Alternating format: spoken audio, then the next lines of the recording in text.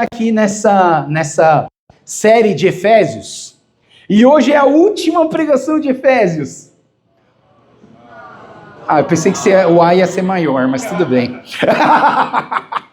Não, eu acho que foi uma jornada muito legal, eu acho que todos têm aproveitado bastante, eu sei de gente aí que pegou todas as anotações. Assim, pessoal, a gente está falando de Efésios já faz muito tempo. A gente começou a falar em Efésios... não tem a data aqui. Dia 3 de fevereiro, pelo que eu entendi.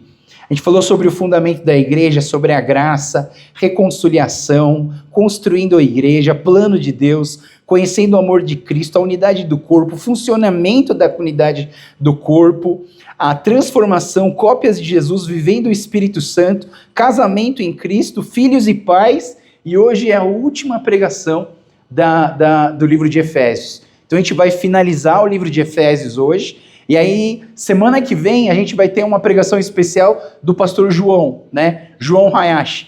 Não é Joel Hayashi, é João Hayashi. É um pouco parecido, mas é bem diferente, né? E o pastor João, se você quiser chamar ele de Yu, também serve, né? Porque para os íntimos é Yu, né? A gente chama ele de tio Yu. E o pastor João, ele lidera o departamento de diamantes da igreja Zion, que são as pessoas de 70 a mais.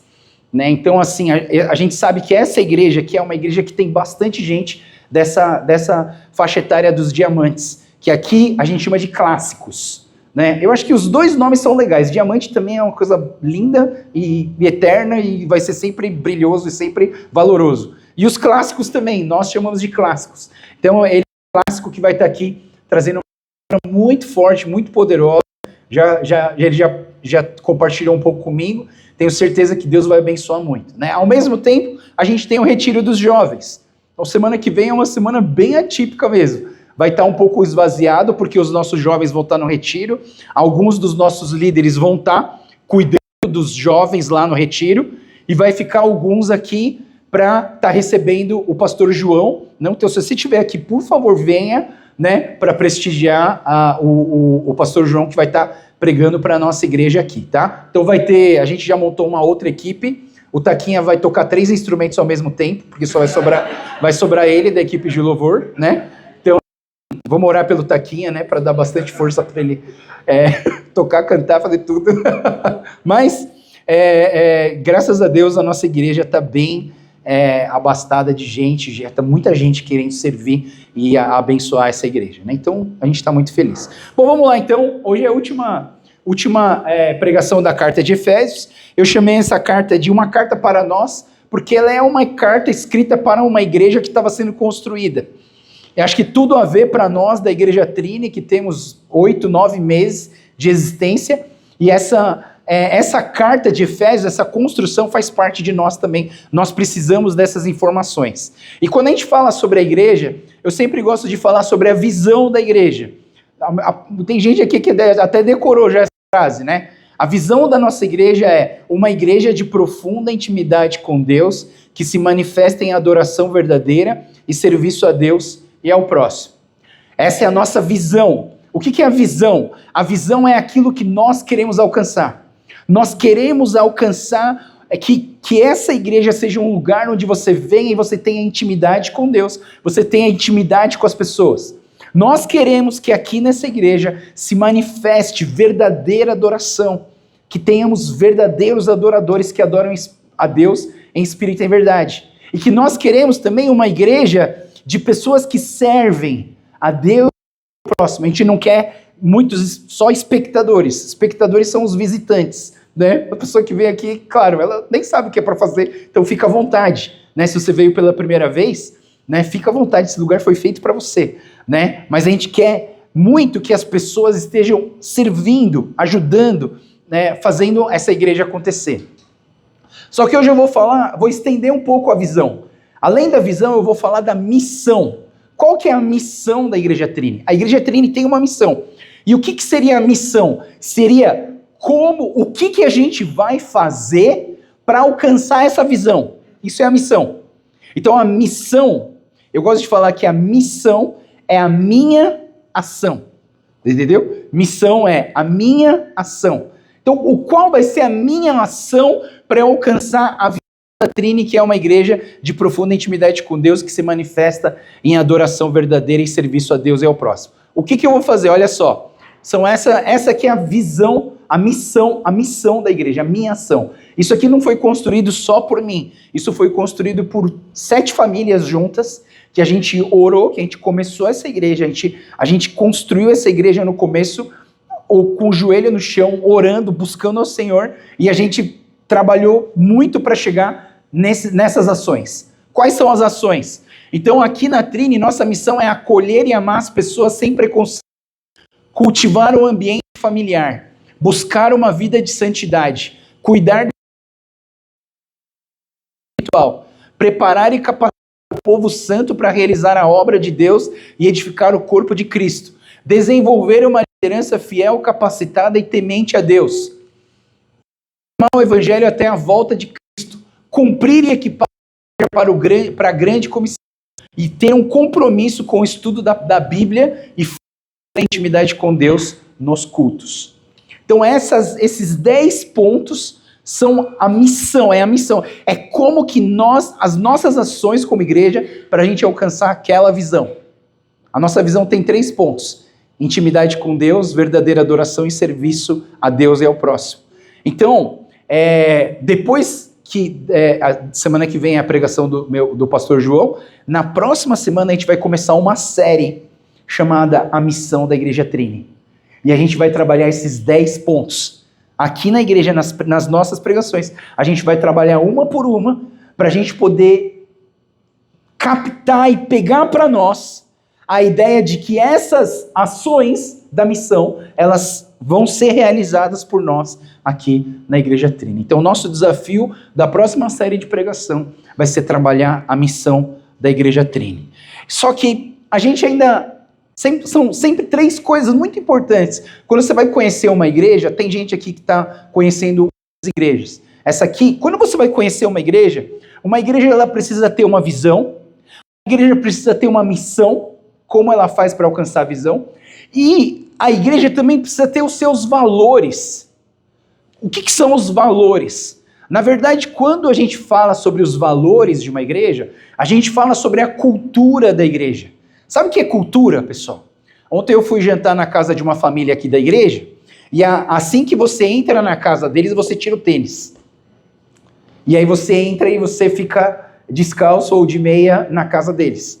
Isso é uma cultura, não precisa nem pedir para fazer, porque já é tão natural. As próprias crianças da casa deles, eles já chegam, já tiram o sapato e já entra. Ninguém precisa pedir, é algo que a gente já faz porque a gente está acostumado a fazer, porque é a nossa natureza.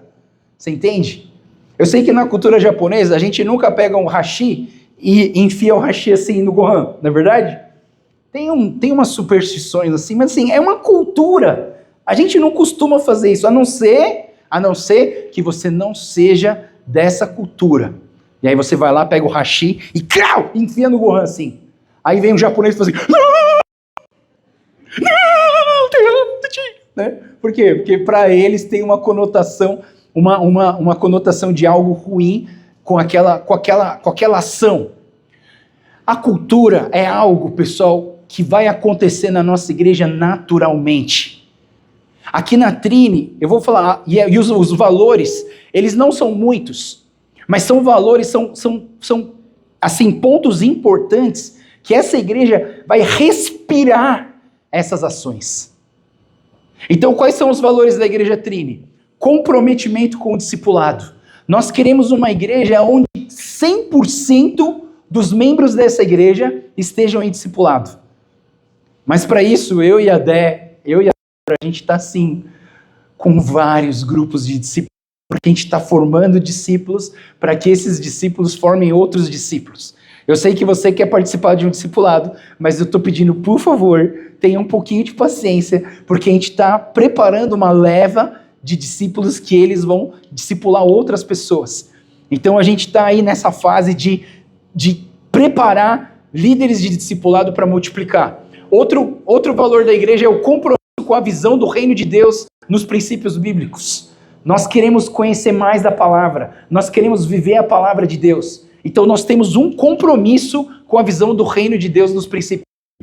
E terceiro, uma conexão do conceito igreja e família. Um lugar para todas as gerações, para todas as etnias, para todas as classes sociais. Então essa é a visão da nossa igreja, né?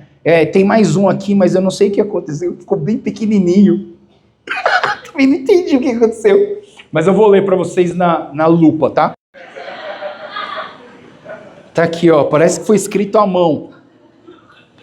Aqui está escrito, a gente vai aqui na Igreja Trini, a ideia é que a gente tem aqui a generosidade dos 3 T's. Você sabe quais são os 3 T's? Deixa eu ver se... A gente tem aqui a generosidade do seu talento, a generosidade do seu tesouro e a generosidade do seu tempo. Olha só que interessante, isso aqui já tem sido algo comum na nossa igreja. As pessoas têm sido generosas com seu tempo, as pessoas têm sido generosas com seus talentos e as pessoas têm sido generosas com seus tesouros. E essa é um valor que a gente quer sempre ter nessa igreja. Pessoal, hoje eu fiquei assim, estava falando para o João, fiquei muito contente. Era 8h45 e a gente já tinha mais de 45 pessoas aqui na igreja. E o culto só começa às 10h15. O culto só começa às 10h15. A gente já tinha quase 50 pessoas que já estavam aqui. Até o Tiaguinho chegou cedo hoje. Então, assim, eu acho que isso é a generosidade do seu tempo. Você é generoso quando você chega cedo. Né? Você é generoso quando você dá do seu tesouro, quando você oferta aqui. Né? O Kenzo estava falando se é obrigado, se não é obrigado. Deixa eu só complementar uma coisa para vocês. Não é obrigado a dar dízimo nessa igreja. Você não é obrigado. Você dá porque você é crente. Porque se você crê no Senhor Jesus e você crê na inerrância disso aqui que é a palavra de Deus, você dá o dízimo por obediência. Você não dá o dízimo simplesmente porque o pastor está mandando. Você nunca vai ver eu falando para você, cadê o dízimo, cara? Esqueceu? Você nunca vai me ver falando isso, porque eu nunca vou cobrar de você o dízimo, mas eu vou sempre cobrar de você obediência à palavra de Deus. Então, eu penso que o dízimo é obediência, e não é uma obrigação. Você não precisa dar se você não quer, ou se você não pode, ou se você não tem. Pastor, então o que é a oferta? A oferta é o seu sacrifício. A oferta é quando você se sacrifica pela igreja, é a generosidade do seu talento, é a generosidade do seu tempo. Eu e a doutora Amazonas, a gente está dando do nosso tempo. A gente tem um monte de coisa para fazer aqui. Mas a gente vai dar esse tempo para servir as pessoas carentes do Amazonas. A generosidade do nosso tempo. Então é isso, tá? Então a gente vai estar trabalhando isso mais tarde com vocês. Isso aqui vai ser algo que a gente vai sempre estar falando. Então não se desespere, porque mesmo que está escrito pequenininho ali, depois a gente vai acertar esse negócio, tá bom? Vamos lá, pessoal. Então o texto de hoje, vamos abrir o nosso texto de hoje. E hoje a gente vai falar, o nosso tema é vamos para... Acho que eu pulei um. Dá para voltar? Vamos para a batalha. Abra sua Bíblia comigo em Efésios capítulo 6, 10 a 20. Efésios capítulo 6, 10 a 20. O texto diz assim: uma palavra final. Sejam fortes no Senhor e no seu grande poder. Vistam toda a armadura de Deus para que possam permanecer firmes contra as estratégias do diabo. Pois nós não lutamos contra inimigos de carne ou sangue, mas contra governantes e autoridades do mundo invisível, contra grandes poderes desse mundo de trevas e contra os espíritos malignos das esferas celestiais. Portanto, vistam toda a armadura de Deus, para que possam resistir ao inimigo no tempo mau. Então, depois da batalha, vocês continuarão de pé, firmes, assim mantenham a sua posição colocando o cinto da verdade e a couraça da justiça, com os calçados que usem a paz das boas novas, para que estejam inteiramente preparados para todas as situações. Levantem o escudo da fé para deter as flechas de fogo do maligno. Usem a salvação como capacete e empunhem a espada do Espírito, que é a palavra de Deus. Orem no Espírito em todos os momentos e ocasiões. Permaneçam atentos, sejam persistentes em suas orações por todo o povo santo. Orem também por mim. Peçam que Deus me conceda palavras certas para que eu possa explicar corajosamente o segredo revelado pelas boas novas. Agora estou preso em correntes, mas continuo a anunciar essa mensagem como embaixador de Deus. Portanto, orem para que eu siga falando corajosamente em nome dele, como é o meu dever. Amém. Então esse texto que nós estamos lendo, depois eu vou estar lendo os últimos versículos com você para a gente terminar esse livro, mas esse texto que a gente acabou de ler, ele começa dizendo assim, ele começa falando assim, uma palavra final. Você percebe que a gente realmente a pregação? Paulo ele está falando uma palavra final. E ele está falando, sejam fortes no Senhor e em seu grande poder. Paulo ele está aqui olhando para a igreja e falando assim, sejam fortes no Senhor em seu grande poder. E que força é essa? Será que essa força é mais dinheiro? Será que essa força é mais posições sociais mais altas? Será que esse poder é força física mesmo? Igual o nosso personal trainer? Né? Será que é isso que Paulo está falando? Não. Paulo está falando de uma força que vem do Senhor. Um poder que vem do Senhor.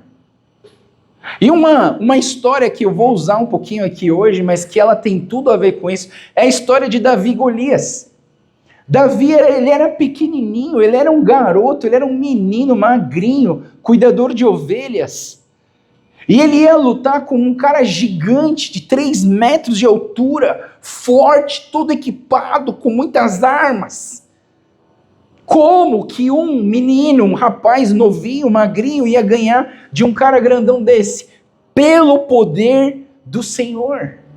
Então é sobre isso que nós queremos falar hoje. Não é sobre uma força física, não é sobre uma força de quem grita mais alto, não é sobre uma força de quem tem mais dinheiro, não é uma força de quem tem mais títulos nesse mundo. A gente está falando de uma força que vem do Senhor. Então quando Davi resolveu enfrentar o Golias, ele era pequenininho, o rei Saul falou assim, usa minha armadura. A gente vai falar sobre isso daqui a pouco. Só que o Davi falou assim, não consigo usar isso aqui, eu vou usar a minha própria armadura que eu tenho no Senhor. E ele foi lá, pegou 5 pedrinhas arredondadas e um estilingue que chama de funda, e ele foi lutar assim. Mas olha só, o versículo 1 Samuel 17:45 diz assim, Davi respondeu ao filisteu, você vem a mim com uma espada, uma lança e um dardo, mas eu vou enfrentá-lo em nome do Senhor dos Exércitos, o Deus dos Exércitos de Israel. Pessoal, nós precisamos entender que nós só vamos ganhar as batalhas se essas batalhas forem no nome do Senhor, Deus dos Exércitos. Ele é a nossa força. Uma outra história que eu não coloquei aqui, mas que eu acho muito importante citar, a história de um rei chamado Josafá, em Crônicas. Ele fala que esse rei Josafá, ele era um reino de Deus, de Judá, e aí que aconteceu que 2 povos se juntaram para conquistar o reino de Josafá. E o Josafá ficou com medo, sabe o que ele fez? Ele ajoelhou e começou a orar ao Senhor. Falou, Deus me dá força. Deus, o que eu faço? Os inimigos estão vindo. Sabe o que Deus fala para Josafá? Deus fala assim, Josafá, essa batalha não é sua, essa batalha é minha.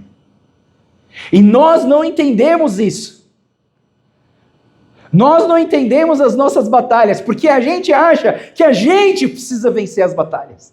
A gente precisa fazer alguma coisa para resolver. A gente precisa pagar as contas. A gente precisa resolver as dívidas. Mas Deus está falando, essa batalha é minha.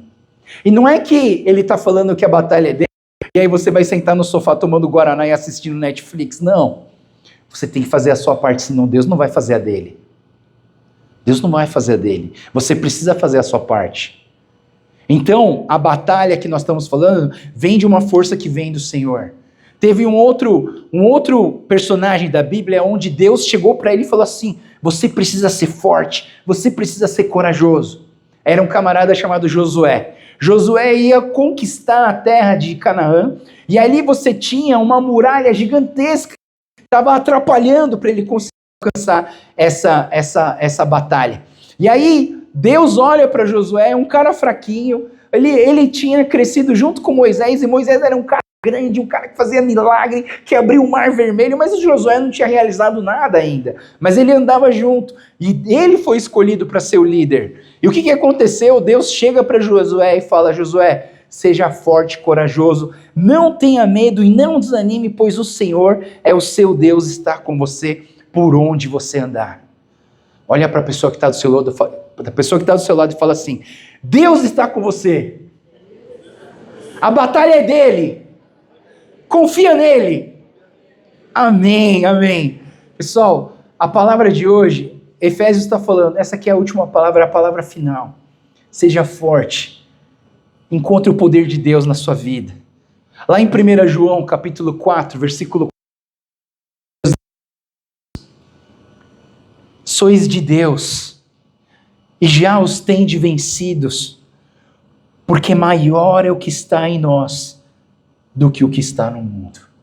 Maior é o que está em nós do que o que está no mundo. Você não vai perder essa batalha se você confiar no Senhor. Você vai perder essa batalha se você confiar na sua própria força.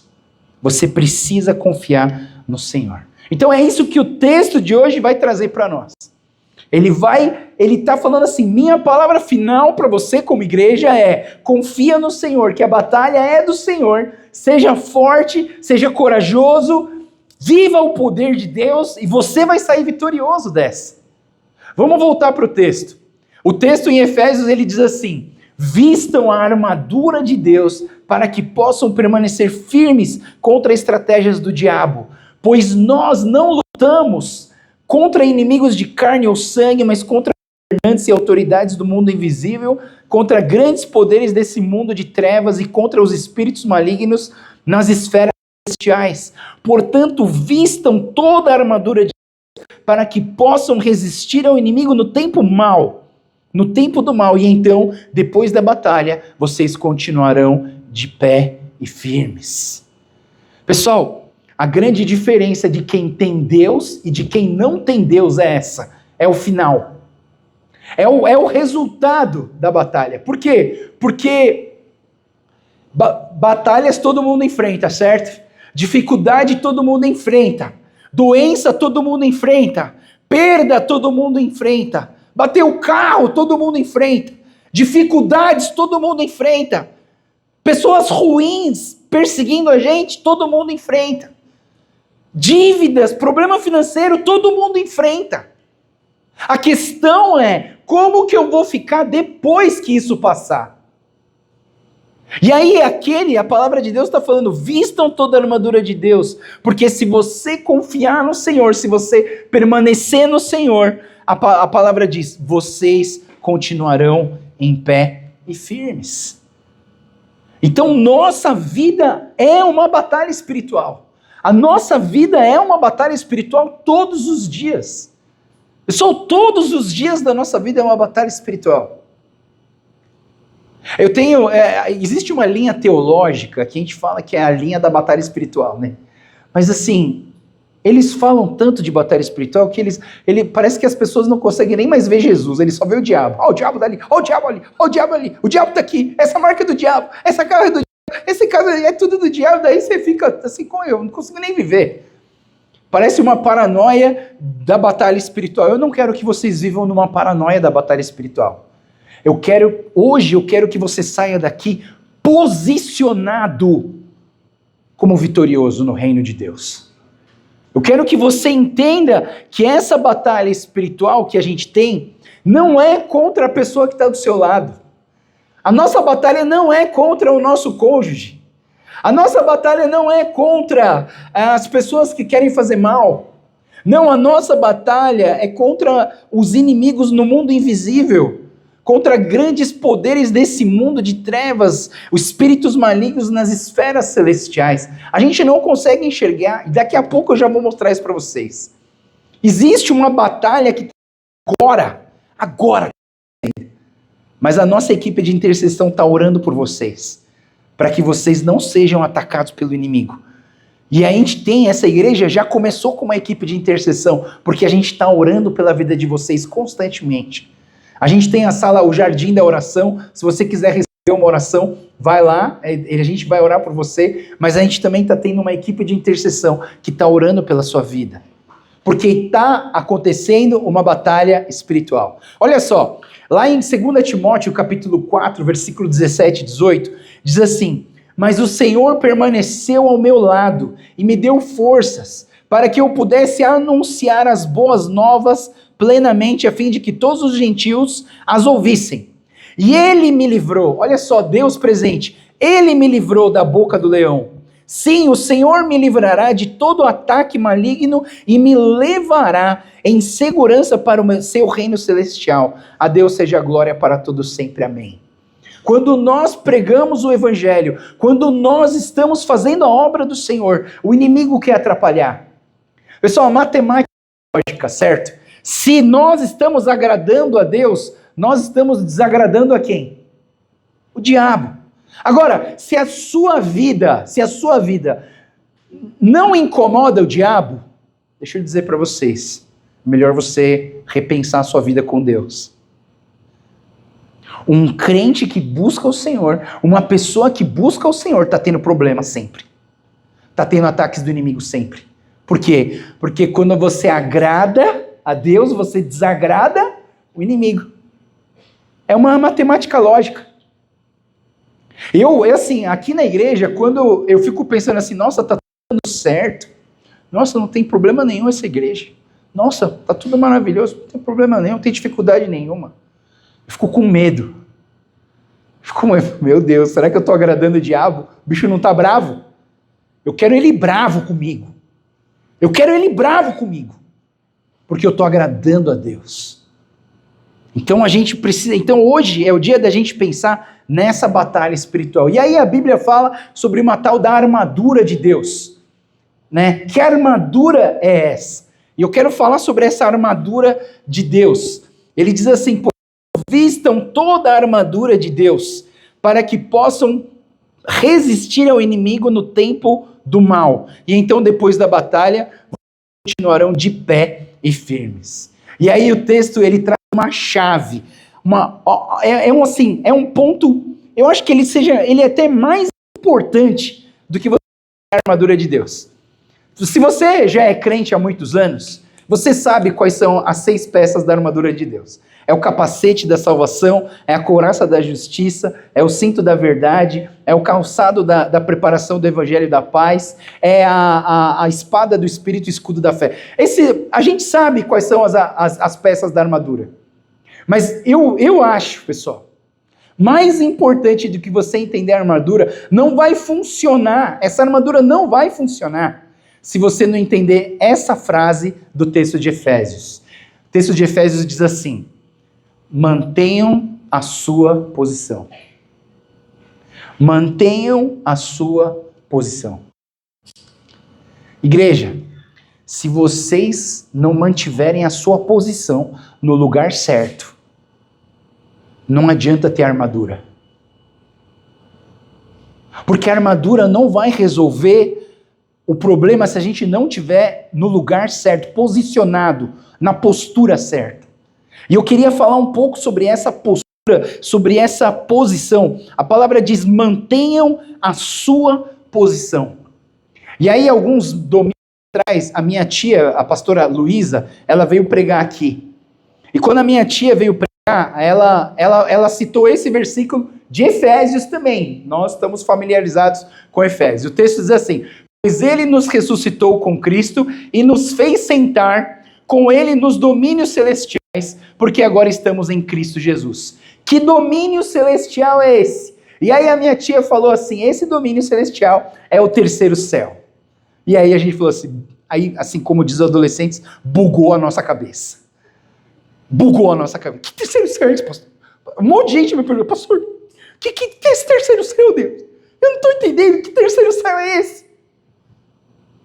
Só para você ter uma ideia, a Bíblia, Paulo ele fala num texto, deixa eu ver se eu vou achar ele aqui, num texto de Coríntios, olha só, abre sua Bíblia aí, só para você ver no seu celular, 2 Coríntios capítulo 12, em 2 Coríntios capítulo 12, Paulo é aquele capítulo do espinho na carne, é aquele capítulo que fala, a tua graça me basta. Olha só, no versículo 1 diz assim, é necessário prosseguir com meus motivos de orgulho, mesmo que isso não me sirva de nada. Vou lhe falar agora das visões e revelações que recebi do Senhor. Conheço um homem em Cristo que há 14 anos foi arrebatado ao terceiro céu. Olha o terceiro céu aqui, foi arrebatado ao terceiro céu. Se foi no corpo ou se foi fora do corpo, não sei. Só Deus sabe. Assim, somente Deus sabe se foi no corpo ou fora do corpo. Mas eu sei que tal homem foi arrebatado ao paraíso e ouviu coisas tão maravilhosas que não podem ser expressas em palavras e coisas que nenhum homem é permitido relatar. Paulo, ele teve essa experiência do terceiro céu. E eu vou dizer para vocês, isso não é algo assim super mirabolante que só quem é pastor consegue, não. Todos vocês conseguem experimentar o terceiro céu, porque o terceiro céu é um posicionamento. Quando a gente fala de terceiro céu, a gente está falando, na verdade, de que nós temos que nos posicionar como cidadãos do reino de Deus diante das investidas malignas. Quando o inimigo vier te atacar, você precisa se posicionar como da maneira certa para que as ações do inimigo não venham atacar. Eu vou falar uma historinha, né? Na outra igreja tinha um menininho que gostava de brincar de espada. E aí ele vinha assim, tio, eu vou te atacar agora com a minha espada Jedi. Eu olhava para ele e falava assim, pode atacar, vai fundo. Aí ele vinha com aquela espadinha de plástico e batia na minha perna assim. Aí eu falei assim, ai! Oh, que dor. Aí, menininho, agora eu vou te atacar de novo. Aí ele vem e pum, eu, oh!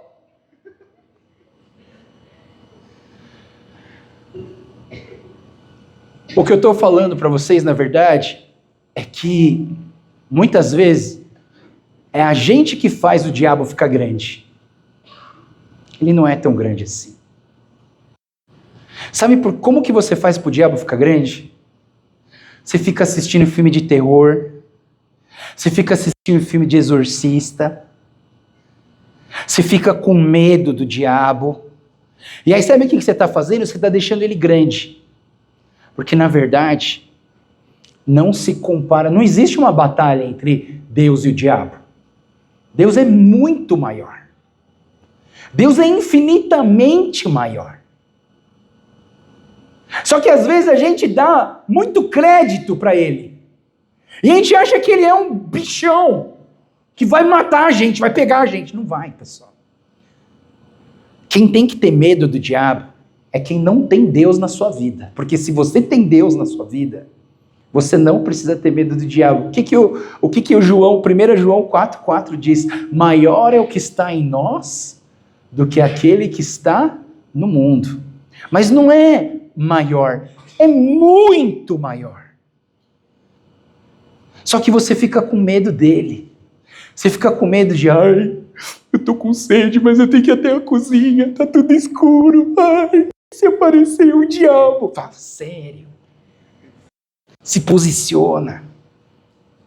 Acende a luz. Na verdade, acende a luz e vai, cara.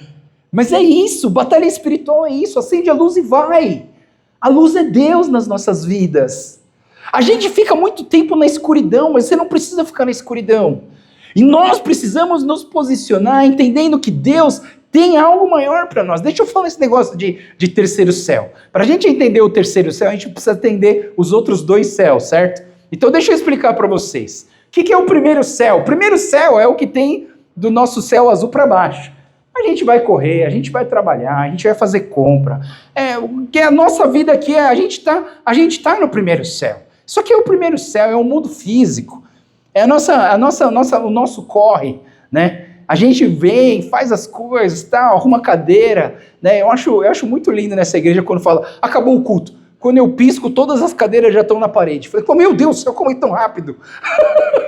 E ninguém pediu para você arrumar a cadeira, mas quando acaba o culto, já está tudo lá, né? E aí o pessoal do K-Square deve agradecer, né? Porque acho que eles nunca pediram para a gente arrumar as cadeiras, mas assim, fechou o olho, já está tudo lá. É o corre, essas coisas que a gente faz aqui no mundo. A gente ora, a gente toca, a gente canta, a gente dança, a gente faz o café. Isso aqui é o primeiro céu. É o mundo físico. O segundo céu é o lugar onde acontecem as batalhas espirituais. Enquanto nós estamos aqui pregando o evangelho, falando de Jesus para vocês, existe uma opressão maligna tentando atrapalhar esse culto. Ele está tentando fazer você não prestar atenção em mim. Ele está fazendo você ficar com sono. Sai sono em nome de Jesus. Se você estiver com sono, você tem que fazer essa oração. Sai sono em nome de Jesus, eu quero ouvir a palavra de Deus. Alguma coisa está te incomodando, você está preocupado com alguma coisa que você deixou em casa. O inimigo quer atrapalhar para você não ouvir a palavra de Deus. Ele quer que você fique cutucando a pessoa que está do seu lado. Mas assim, presta atenção, a palavra de Deus é para você, não é para a pessoa que está do seu lado, é para você.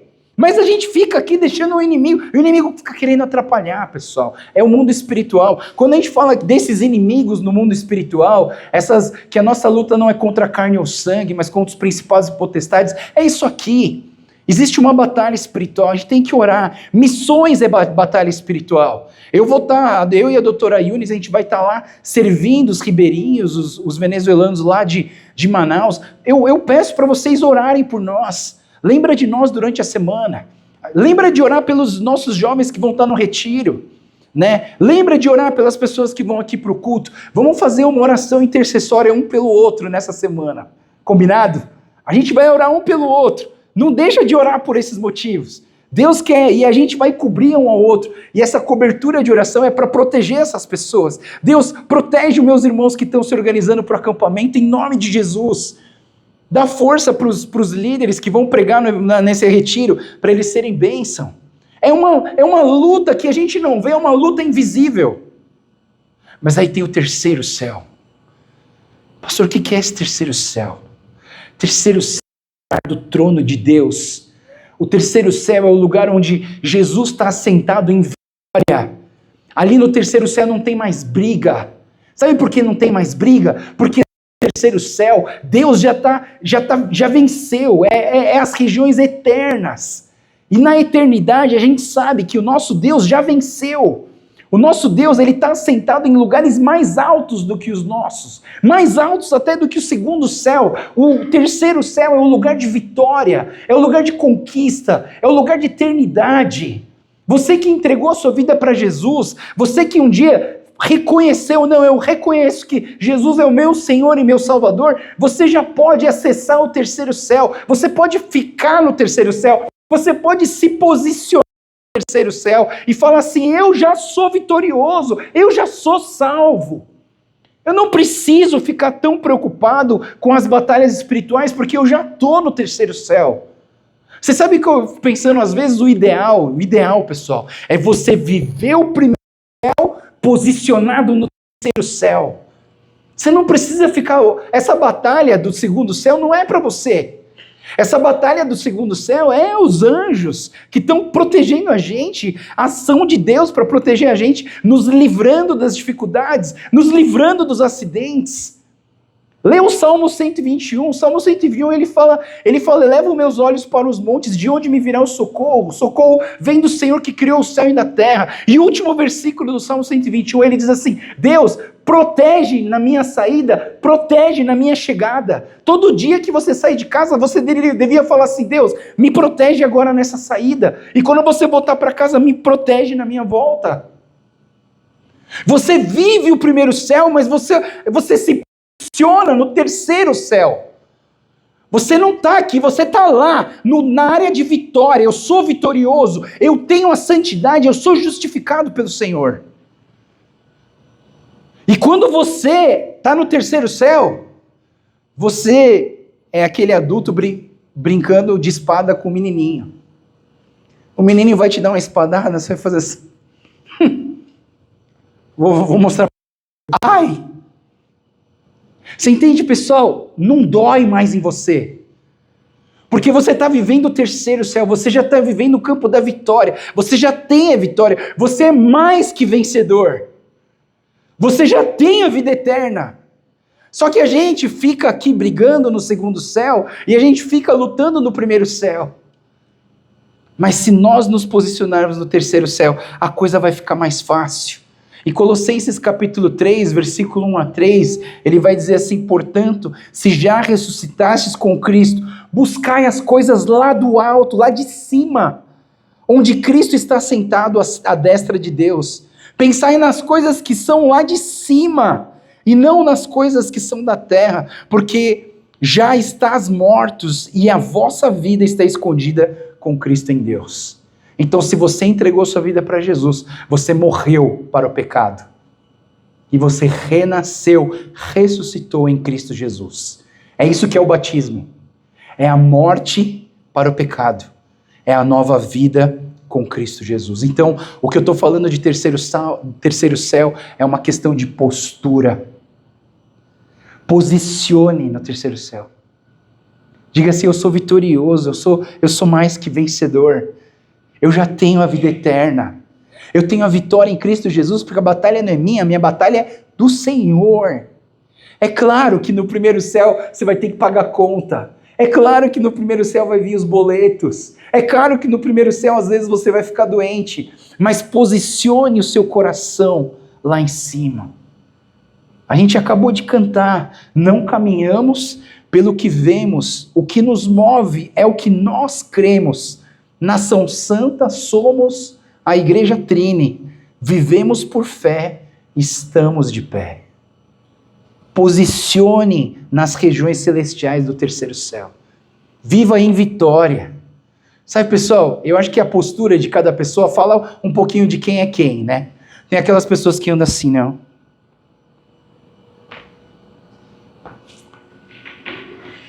Está passando por um monte de dificuldade, não consegue carregar nem o próprio peso. Agora tem gente que anda leve. Assim, eu gosto de ver, às vezes tem umas mulheres que eu vejo na rua que anda leve. Assim, sabe? Parece que está flutuando. Assim. Pessoa, essa postura fala no que nós cremos. Então posicione no terceiro céu. Vamos voltar para a armadura, que ela também é importante. Claro que você precisa se posicionar, mas a Bíblia fala sobre 2 tipos de armadura. Deixa eu falar sobre esses 2 tipos de armadura que eu aprendi, tá? Eu aprendi que na Bíblia existem 2 palavras diferentes que são usadas para armadura. A primeira palavra usada para armadura é uma palavra em hebraico chamada tsiponá. E essa palavra foi usada lá em 1 Samuel, quando Saul emprestou a armadura dele para Davi. Então Saul deu a Davi a sua própria armadura, incluindo uma couraça e um capacete de bronze. Essa armadura era a armadura de guerra mesmo. A armadura para você colocar, vestir e ir para a guerra. Só que tem uma segunda armadura, que é a armadura dos soldados romanos, que em Efésios é chamado de panoplia. E essa panoplia que a gente leu em Efésios 6:13, diz, portanto, vistam toda a armadura de Deus para que possam resistir ao inimigo no tempo do... E essa segunda armadura que está vendo aqui, ela não é uma armadura para brigar. Ela não é uma armadura para ir para a guerra. É uma armadura que simplesmente os romanos usavam para mostrar que eles usavam quando eles venciam uma guerra. É tipo o uniforme de vitória. Sabe quando você vai na Copa, o cara já tem a camisa tetracampeão, né? Só que ela tá guardada. Você não pode usar enquanto você não ganhar, certo? Você só pode usar quando ela ganhar. Então a gente tem um monte de camisa penta jogada fora, né? No lixo. Né? Mas assim, mas é uma camisa que você só vai usar quando você ganhar. Então quando a gente ganhamos o penta, você pega aquela camisa do pentacampeão e você veste. Essa é a armadura que eu estou falando aqui. A armadura de Efésios não é exatamente uma armadura para brigar, mas é uma armadura para mostrar a sua posição de vencedor. É uma armadura que você tem que usar sim, claro que ela vai funcionar, mas é uma armadura para lembrar que você é vencedor. É uma armadura para lembrar que você já tem a vitória em Jesus. Então, quando a gente olha para a armadura, a gente vai ver uma por uma. Então, o texto vai dizer assim: mantenham a sua posição, colocando o cinto da verdade, a couraça da justiça, os calçados que usem a paz das boas novas, para que estejam inteiramente preparados em toda situação. Levantem o escudo da fé para deter as flechas de fogo do inimigo. Usem a salvação como capacete. Empunhem a espada do Espírito, que é a palavra de Deus. Então, vamos ver agora, peça por peça, para a gente entender a armadura de Deus. A primeira peça da armadura de Deus é o capacete da salvação. E sempre tem isso, né? Capacete da salvação. Não é só capacete. A gente não está falando só de capacete. A gente está falando de capacete da salvação. Ou seja, a palavra salvação ela é até mais importante do que o capacete. Mas o que acontece? A salvação ela precisa ser aquilo que vai proteger a nossa mente. Então, quando você coloca o capacete, ninguém coloca capacete no joelho, né? Você já viu alguém? Eu sei que gente coloca capacete no cotovelo, né? O cara vai na moto, ele põe o capacete no cotovelo e vai. Diz que acontecem acidentes terríveis para quem usa capacete no cotovelo, né? Porque aí a moto cai e aí você quebra o braço. Mas o capacete ele é para proteger a nossa mente. Pessoal, na nossa mente acontecem as piores batalhas. Quem concorda comigo? Pessoal, nossa mente é terrível. É terrível. Posso contar uma história interessante para vocês? Um dia eu cheguei na igreja e tal, e aí domingo para mim é um dia, eu tenho muita coisa para fazer, né? Tarefado. Aí teve um domingo que ainda tinha que tocar. Aí eu estava tocando aqui com a Débora, tal, fazendo louvor, tal. Mas não foi nesse dia, foi um outro dia que eu também estava tarefado. Aí eu passei do lado de uma pessoa e eu não abracei ela.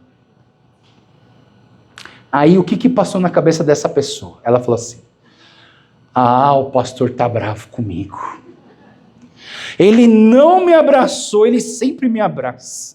Ele tá bravo comigo. O que eu fiz pro pastor porque ele tá bravo comigo? Não é possível, eu fiz alguma coisa que ele tá bravo comigo. Aí depois passa, ele tá bravo comigo. Fala assim: quem é ele pra tá bravo comigo? Não fiz nada. Agora eu tô bravo com ele. Eu tô bravo porque... Como assim ele não me dá abraço? Ele deu um abraço, eu vi ele dar abraço em 6 pessoas. Por que ele não me deu abraço? Não, agora eu tô com raiva dele. Aí o pastor vai falar com essa pessoa, aí ela tá assim, emburrada assim. Oi, meu irmão, tudo bem? Você entende que tudo aconteceu na mente? A história não existiu. Nada disso é real. Só que a sua mente, ela é traiçoeira. A sua mente, ela cria histórias. E se você não se comunicar com a pessoa, essas histórias vão virar monstros que podem destruir casamentos, podem destruir famílias. Pessoal, batalhas acontecem na nossa mente. Por isso você precisa colocar o capacete da salvação. Você precisa lembrar que você é uma pessoa salva. Porque se você viver das especulações da sua mente, você vai sempre perder. Porque a sua mente não pensa o que é bom, ela pensa o que é ruim. É a nossa tendência carnal do ser humano. Então, guarda esse texto, pessoal. 2 Coríntios capítulo 10, versículo 3 a 5. Olha só, o texto diz assim: embora sejamos humanos, não lutamos conforme os padrões humanos. Usamos armas poderosas de Deus, não armas do mundo, para derrubar fortalezas do raciocínio humano e acabar com os falsos argumentos. Destruímos todas as opiniões arrogantes que impedem as pessoas de conhecer a Deus. E olha, essa aqui é a chave. Levamos cativo todo pensamento rebelde e o ensinamos a obedecer a Cristo. Todo dia de manhã, meu conselho, pessoal. De manhã, feche seus olhos. Nem abriu direito, na verdade, né? já faz uma posição de oração e fala assim: Deus, mantém cativo o meu pensamento no Senhor. Coloca o seu pensamento na mão de Deus já. Fala: Deus, eu preciso que o Senhor me ajude a controlar a minha mente. Porque a nossa mente, ela vai longe, ela começa a criar histórias, e essas histórias parecem verdade. Parece verdade, pessoal, mas não é. Porque você nem perguntou para outra pessoa. Mas você especula tanto que parece verdade. Mas se Cristo estiver lá dentro da sua mente, se você estiver com a sua mente protegida pela salvação, você não vai passar por isso. Por isso que a gente usa o capacete da salvação. O segundo ponto que a gente tem aqui é a couraça. Mas não é qualquer couraça, é a couraça da justiça. É a justiça que protege o nosso coração, que protege os órgãos vitais. Né? Então é importante que você guarde o seu coração. E aí eu entendo, né, lá em Romanos capítulo 3, 23, todos pecaram. Mas existe uma justiça que vem de Deus que nos torna justos. Então o texto diz assim: pois todos pecaram e não alcançam o padrão da glória de Deus. Mas Ele, Deus, em sua graça, nos declara justos por meio de Cristo Jesus, que nos resgatou do castigo por nossos pecados. Deus apresentou Jesus como sacrifício pelo pecado e com o sangue que ele derramou, mostrando assim a sua justiça em favor dos que creem. Então nós que cremos no Senhor, nós somos justificados. A justiça de Deus, aquela morte de Cristo na cruz, nos cria uma justiça que protege o nosso coração. Terceira peça da armadura de Deus, eu chamo de cinturão da verdade. Alguns falam cingindo com a verdade, alguns falam cinto da verdade. Eu gosto de falar o cinturão da verdade. Por que eu gosto de falar o cinturão da verdade? Você já foi no Telenorte comprar tijolo? Ou você já foi na academia ver aqueles cara fortão igual o nosso personal trainer, levantando os pesos pesados assim? O que eles têm na cintura? Eles têm um cinto grosso, um cinturão. E eu acho legal essa analogia, porque, na verdade, esse cinturão que o pessoal do Telenorte usa para carregar tijolo, não vai deixar eles mais fortes. Mas vai fazer o quê? Vai proteger a coluna desses caras. E aí você vai conseguir fazer força sem se estragar. Porque às vezes a gente faz força, mas a gente está se estragando. Né? A gente tem quiroprata aqui, a gente sabe do que eu estou falando. Machuca mesmo a coluna. Mas se você coloca aquele cinto, claro que não protege tudo, mas ele te dá pelo menos um equilíbrio melhor, para que quando você for levantar alguma coisa, ele te dê um equilíbrio para você não estragar sua coluna. É uma proteção. Além de que o cinto é o lugar onde a gente pendura a nossa espada, certo? Para a gente sair e pegar a nossa espada. Então, esse cinturão é a verdade. Nós precisamos ter a verdade como fundamento que dá equilíbrio nas nossas vidas. A verdade, ela vai nos proteger. Eu estou falando a verdade. A verdade, ela vai nos proteger. Quando você vive em mentira, pessoal, é terrível. É terrível porque uma mentira te leva a outra mentira. Eu tô parando de assistir dorama coreano, sabe? Porque, os caras mentem tanto. Eu falo para as meninas: para de mentir, cara, fala a verdade. Ela vai lá e mente. Não, fala a verdade, vai lá e mente. Né? Fala que vai para um lugar, mas está indo para o outro. Ela fala: não, menina, fala a verdade, vai dar tudo certo. Não, ela mente. Eu cansei. Esses meninos só falam mentira. Fala a verdade. Parece que você vai se livrar quando você mente, mas é mentira. A mentira, ela te aprisiona. A mentira te faz mal. A mentira te coloca um peso de culpa nas suas costas. Mas a verdade te liberta.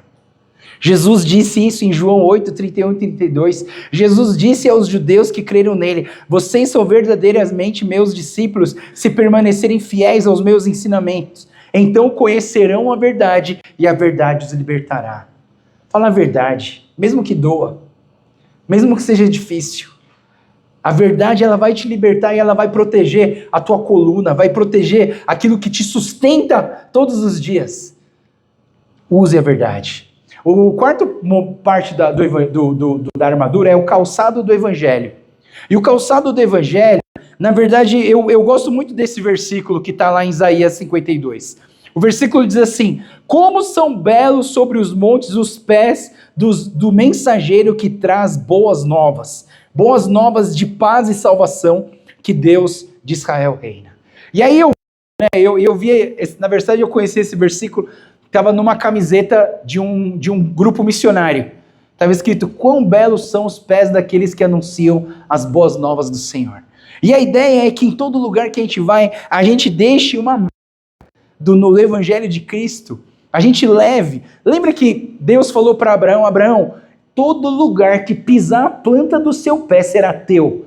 É por isso o Evangelho precisa alcançar as terras, alcançar as cidades, alcançar as pessoas. Não é para pisar para as pessoas, tá, pessoal? Não vai pisar nas pessoas, não, a ideia não é essa. Mas aonde você pisar, esse lugar vai ser do Senhor. E essa é a beleza do Evangelho. Mas eu quero explicar um pouquinho mais do Evangelho. O calçado do Evangelho, na verdade, o Evangelho tem a ver com as boas novas. As boas novas que seriam, na verdade, a boa notícia.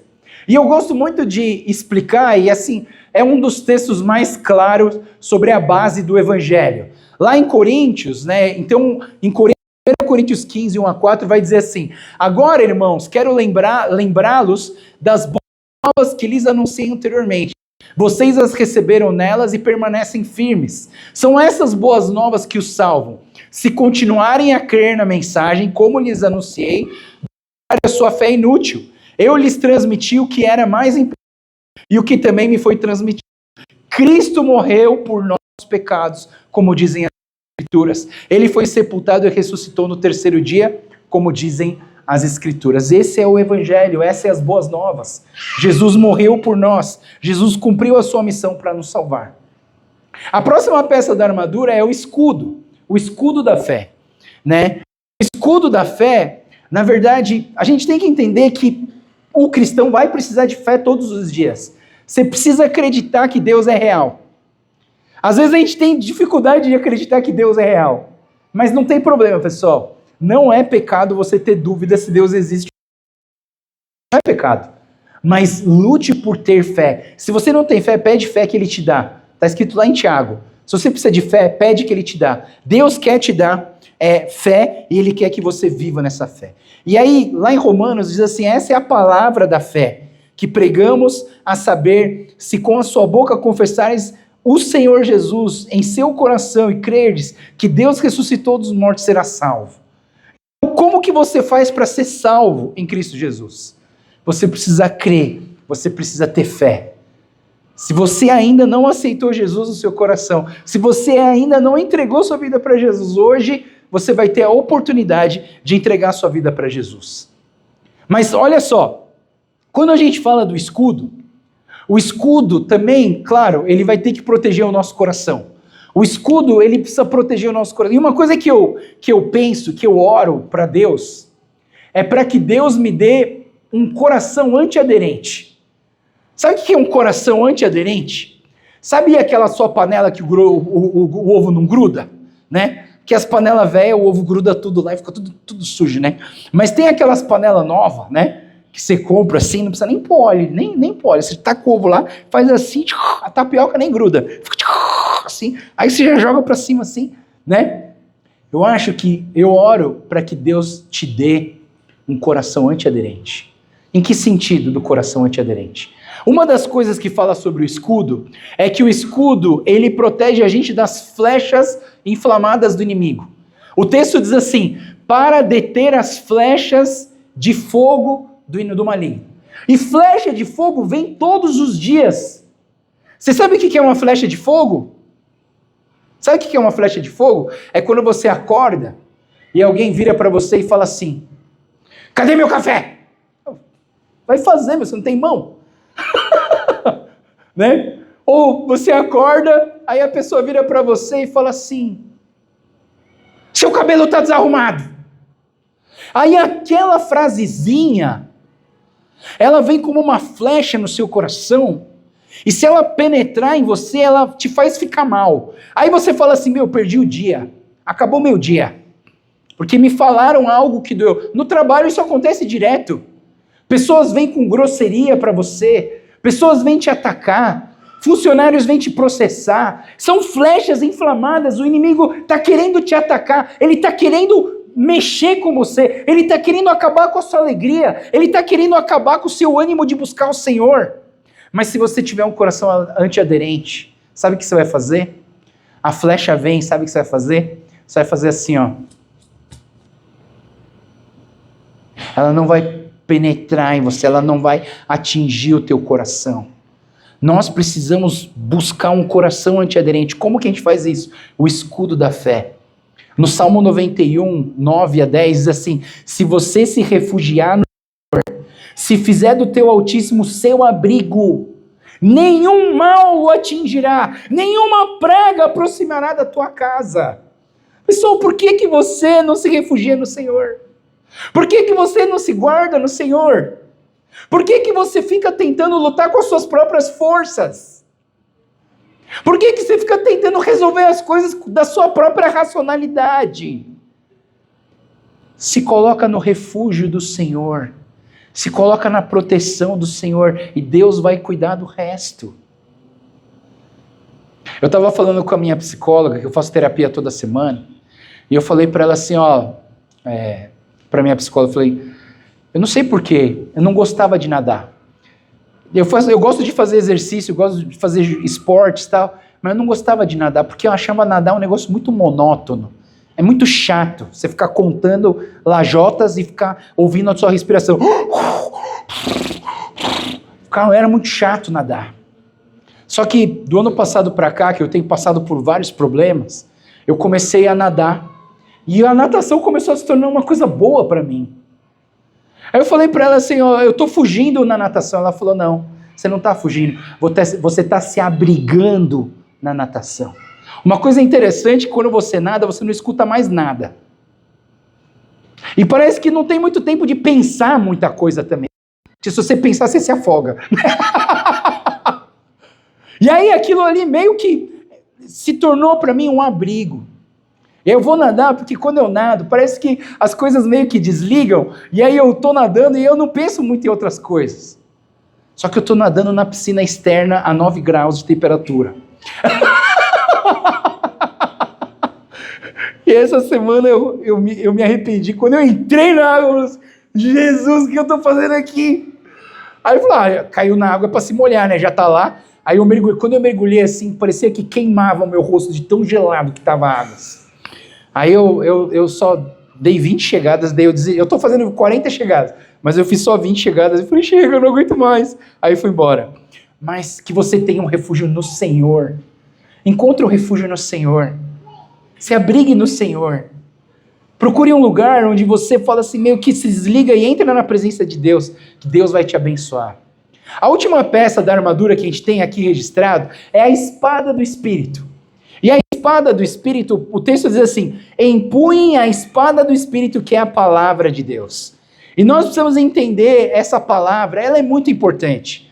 Colossenses capítulo 1, 9 a 11 diz, por essa razão nós também, desde o dia em que o ouvimos, não cessamos de orar por vocês e pedir que sejais cheios do conhecimento da sua vontade.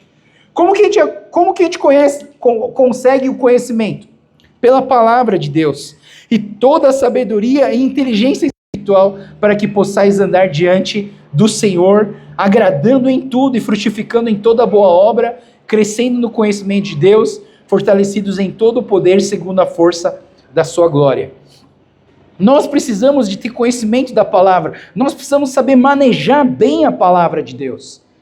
Olha só, um bom exemplo foi quando Jesus foi para o deserto, ele estava em jejum 40 dias, o inimigo veio atacar ele. E aí lá no deserto, Jesus ele disse assim, então foi conduzido Jesus pelo Espírito ao deserto para ser tentado pelo diabo. E tendo jejuado 40 dias e 40 noites, depois teve fome. E chegando-se a ele, o tentador disse, se tu és o Filho de Deus, manda essas pedras se tornarem pães. E ele, porém, respondeu e disse, o que ele respondeu? Ele respondeu a palavra de Deus. Está escrito, nem só de pão viverá o homem, mas de toda a palavra que sai da boca de Deus. Você precisa combater o inimigo com a palavra de Deus. Para isso a gente precisa estudar, certo? Se você não estudar a palavra, você não vai conhecer a palavra de Deus. Então a espada é a palavra de Deus, nós precisamos manejar bem a palavra de Deus, usar bem a palavra de Deus. E eu vou colocar aqui, pessoal, geralmente a armadura de Deus acaba aqui, tá, pessoal? A espada é o último que a gente fala. Eu quero colocar uma outra peça da armadura de Deus na Bíblia. Oh, o pastor está inventando coisa. Não estou inventando não. Mas eu queria colocar a 7ª peça da armadura de Deus. Sabe qual que é?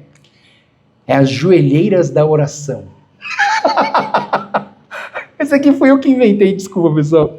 Mas o texto que a gente leu de Efésios, ele diz assim: orem no Espírito em todos os momentos e ocasiões. Permaneçam consistentes em suas orações por todo o povo santo. E aí eu entendo que nós precisamos dobrar o nosso joelho para orar pelos nossos irmãos. E às vezes o nosso irmão está passando por uma dificuldade, talvez porque a gente não está orando tanto como a gente deveria orar por eles. Nós deveríamos orar mais pelos nossos irmãos. Então eu entendo que uma peça da armadura extra seria as joelheiras da oração. E aí quando Paulo termina essa exposição da armadura, ele diz assim: orem também por mim. Olha só que legal. Orem também por mim, peçam a Deus que me conceda as palavras certas para que eu possa explicar corajosamente o segredo revelado pelas boas novas. Agora estou preso em correntes, mas continuo a anunciar essa mensagem como embaixador de Deus. Portanto, orem para que eu siga falando corajosamente em nome dele, como é o meu dever. E eu queria dizer para a igreja, eu queria colocar um desafio para vocês, que vocês orem pelos seus líderes. Orem pelos seus líderes. Pessoal, às vezes você vê a gente trabalhando aqui, servindo, parece até fácil. Mas eu vou dizer para vocês, orem pelos seus líderes. Orem por nós.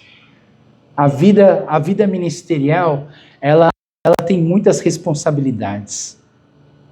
Começar uma igreja nova, pessoal, vocês não fazem ideia do peso da responsabilidade que é isso. A gente fica assim, será que vai dar certo? Será que vai dar certo, Deus? Parece que todo domingo a gente está numa torcida para dar certo as coisas. Ai, tomara que aquilo dê certo, tomara que aquilo dê certo. A gente prepara, a gente organiza, a gente avisa as pessoas, quem vai falar, quem não vai falar, quem vai tocar, quem vai fazer isso, quem vai fazer aquilo. Vamos organizar, vamos ver se tem gente para ajudar, as pessoas ajudam. Mas, pessoal, fica um peso muito grande sobre as costas dos líderes. E eu acho que esse texto aqui, ele está falando assim, eu estou falando para vocês, pessoal, orem também por mim. Orem também por mim. Nós precisamos dessas orações. E para terminar, lá em Efésios 23 e 24, ele fala assim: a paz seja com vocês, irmãos, e que Deus, o Pai e o Senhor Jesus Cristo lhes deem amor e fidelidade, que a graça de Deus esteja eternamente sobre todos os que amam o nosso Senhor Jesus Cristo. Essa aqui é a bênção apostólica que Paulo está dando no final da sua carta. Então eu vou chamar a equipe de louvor e vou trazer aqui 3 aplicações práticas. Eu acho que durante todo esse tempo de Efésios eu sempre terminei com algumas aplicações práticas, né, para você levar para sua casa. E eu queria deixar 3 aplicações práticas. Primeira delas, lembre-se que a batalha é do Senhor. Entregue para Deus a sua batalha. Lembre que a batalha é do Senhor. Segunda aplicação de hoje, posicione-se na postura do reino. Posicione-se no terceiro céu, no lugar de vitória, no lugar de vida eterna, no lugar de graça e salvação. Você já é salvo em Cristo Jesus.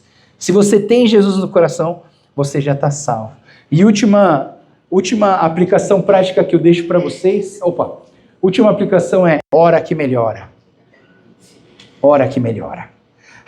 Isso aqui é curto e grosso. Ora que melhora. Ora que melhora. Vamos ficar em pé. Deixa eu orar pela vida de vocês.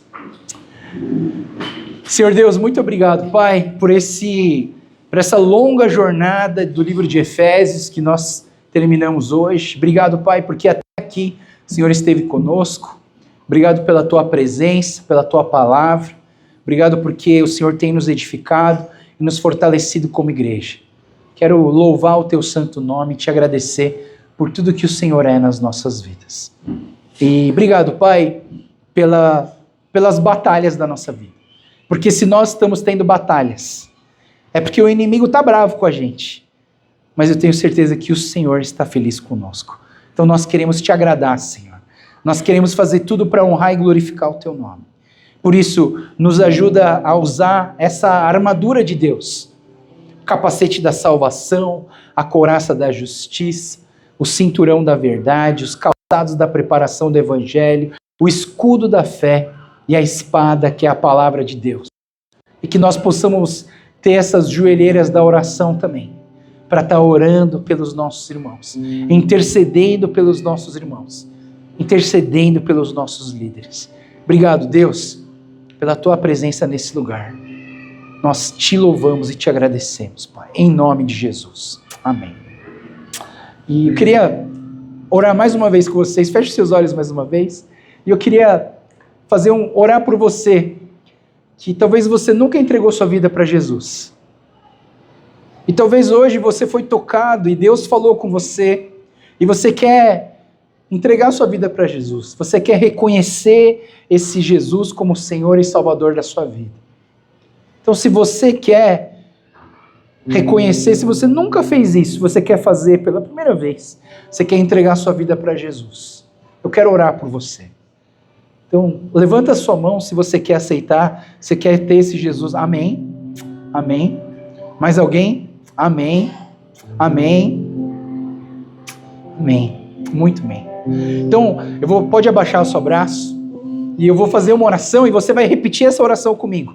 Mas toda a igreja vai repetir também, para a gente não deixar os nossos irmãos sem graça, tá bom? Vamos orar então. Repete essa oração comigo. Senhor Jesus, muito obrigado, porque o Senhor me ama tanto, que deu a sua vida para me salvar, para me dar a vida eterna. Perdoa os meus pecados, lava o meu coração e me aceita como teu filho e tua filha. Eu quero permanecer no terceiro céu, no lugar de vitória, no lugar de salvação, no lugar de eternidade, porque em ti eu tenho a vida eterna. Me ajuda a guardar a tua salvação todos os dias, em nome de Jesus. Amém.